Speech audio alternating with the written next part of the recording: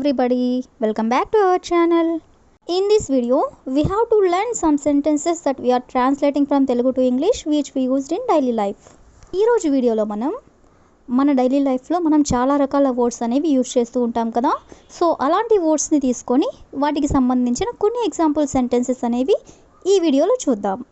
Okay, let's get started.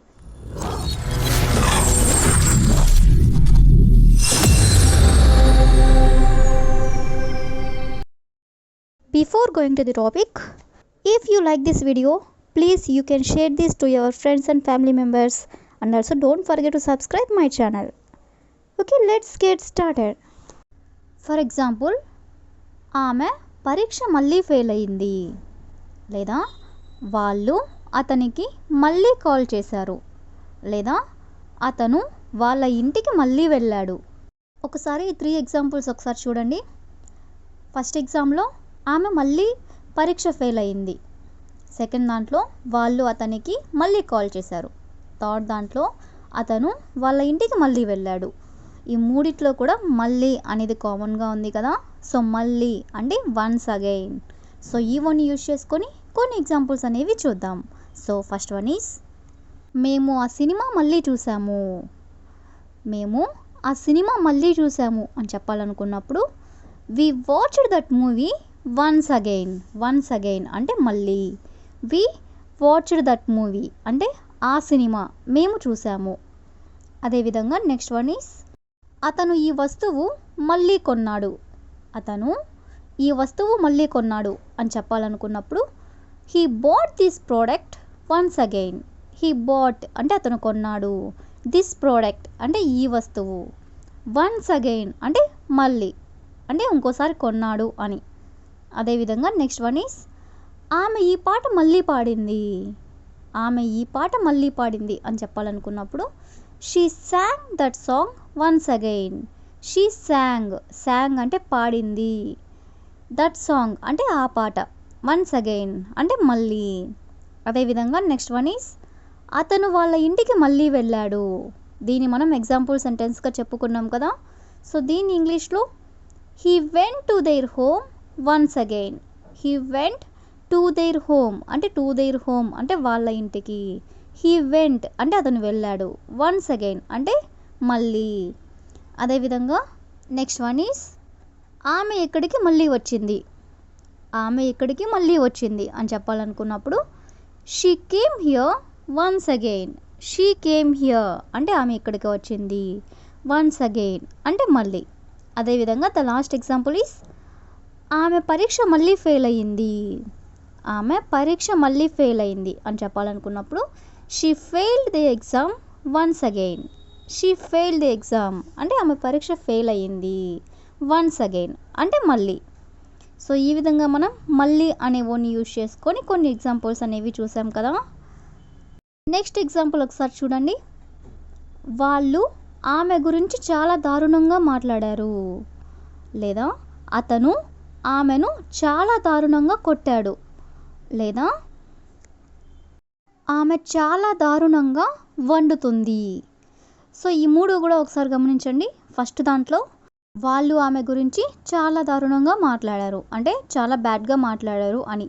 Second దాంట్లో అతను ఆమెను చాలా దారుణంగా కొట్టాడు. థర్డ్ దాంట్లో ఆమె చాలా దారుణంగా వండుతుంది. మూడిట్లో కూడా చాలా దారుణంగా అనే వర్డ్ అనేది కామన్గా ఉంది కదా. సో ఈ వన్ యూజ్ చేసుకొని కొన్ని ఎగ్జాంపుల్స్ అనేవి చూద్దాం. సో ఫస్ట్ వన్ ఈస్, వాళ్ళు అతనిని చాలా దారుణంగా చంపారు. వాళ్ళు అతనిని చాలా దారుణంగా చంపారు అని చెప్పాలనుకున్నప్పుడు they killed him very badly. They killed him. They అంటే వాళ్ళు, కిల్డ్ అంటే చంపారు, అతనిని అనేదాన్ని హిమ్. వెరీ బ్యాడ్లీ అంటే చాలా దారుణంగా. అదేవిధంగా నెక్స్ట్ వన్ ఈస్, ఆమె పాట చాలా దారుణంగా పాడింది. ఆమె పాట చాలా దారుణంగా పాడింది అని చెప్పాలనుకున్నప్పుడు she sang the song very badly. She sang the song అంటే ఆమె పాట పాడింది ఎలాగా అంటే చాలా దారుణంగా అంటే వెరీ బ్యాడ్లీ. అదేవిధంగా నెక్స్ట్ వన్ ఈస్, మేము చెస్ చాలా దారుణంగా ఆడాము. మేము చెస్ చాలా దారుణంగా ఆడాము. సో దీన్ని ఇంగ్లీష్లో వి ప్లేడ్ చెస్ వెరీ బ్యాడ్లీ. వి ప్లేడ్ చెస్ అంటే మేము చెస్ ఆడాము. ఎలాగా అంటే దారుణంగా, అంటే వెరీ బ్యాడ్లీ. అదేవిధంగా నెక్స్ట్ వన్ ఈస్ అతను అందరినీ చాలా దారుణంగా తిడతాడు.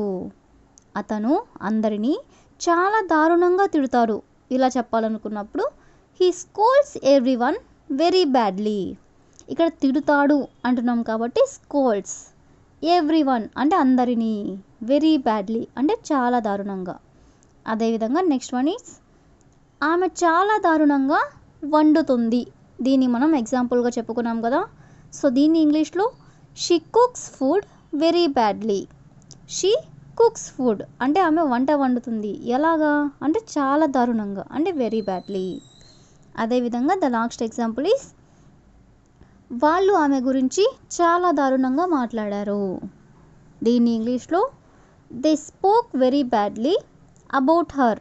దే స్పోక్ అంటే వాళ్ళు మాట్లాడారు, అంటే ఆల్రెడీ మాట్లాడేశారు అనేదాన్ని కాబట్టి past web. So very badly అంటే చాలా దారుణంగా, అబౌట్ హర్ అంటే ఆమె గురించి. సో ఈ విధంగా మనం చాలా దారుణంగా అనే వర్డ్ని కూడా యూజ్ చేసుకొని కొన్ని ఎగ్జాంపుల్స్ అనేవి చూసాం కదా. నెక్స్ట్ చూడండి. మొదట్లో వాళ్ళు బాగా ఆడేవాళ్ళు, లేదా మొదట్లో ఆమె బాగా చదివేది, లేదా మొదట్లో అతను బాగా పని చేసేవాడు. ఈ మూడు కూడా చూడండి, అన్నిట్లో కూడా మొదట్లో అంటే స్టార్టింగ్, అంటే ఇనీషియల్లీ. సో మొదట్లో అనే వర్డ్ని యూజ్ చేసుకొని కొన్ని ఎగ్జాంపుల్స్ అనేవి చూద్దాం. సో ఫస్ట్ వన్ ఈస్ మొదట్లో అతను బాగా మాట్లాడేవాడు. అంటే స్టార్టింగ్లో అతను, అంటే ఫస్ట్లో అతను బాగా మాట్లాడేవాడు. ఇలా చెప్పాలనుకున్నప్పుడు initially he use to speak well. Initially అంటే మొదట్లో, he use to speak well అంటే అతను బాగా మాట్లాడేవాడు అని. అదేవిధంగా నెక్స్ట్ వన్ ఈస్ మొదట్లో ఆమె బాగా బోధించేది. బోధించేది అంటే టీచ్ చేసేది అని. దీన్ని ఇంగ్లీష్లో initially she use to teach well. She use to teach well అంటే ఆమె బాగా బోధించేది. అదేవిధంగా నెక్స్ట్ వన్ ఈస్ మొదట్లో వాళ్ళు చర్చికి వెళ్ళేవాళ్ళు. మొదట్లో వాళ్ళు చర్చికి వెళ్ళేవాళ్ళు. దీన్ని చెప్పాలనుకున్నప్పుడు ఇనీషియల్లీ అంటే మొదట్లో they use to go to church. They అంటే వాళ్ళు, use to go to church అంటే చర్చికి వెళ్ళేవాళ్ళు. అదేవిధంగా నెక్స్ట్ వన్ ఈస్ మొదట్లో మేము కలిసి ఉండేవాళ్ళం. మొదట్లో మేము కలిసి ఉండేవాళ్ళం అని చెప్పాలనుకున్నప్పుడు initially we use to live together. Initially అంటే మొదట్లో, we use to live together అంటే మేము కలిసి ఉండేవాళ్ళం అని. సో ఈ విధంగా మనం కొన్ని ఎగ్జాంపుల్స్ అనేవి చూసాం కదా. So that's all for today. I will ask you a question for you. మొదట్లో ఆమె బాగా చదివేది. మొదట్లో ఆమె బాగా చదివేది. So if you know this one in English, please you can comment in the comment section. Thank you for watching.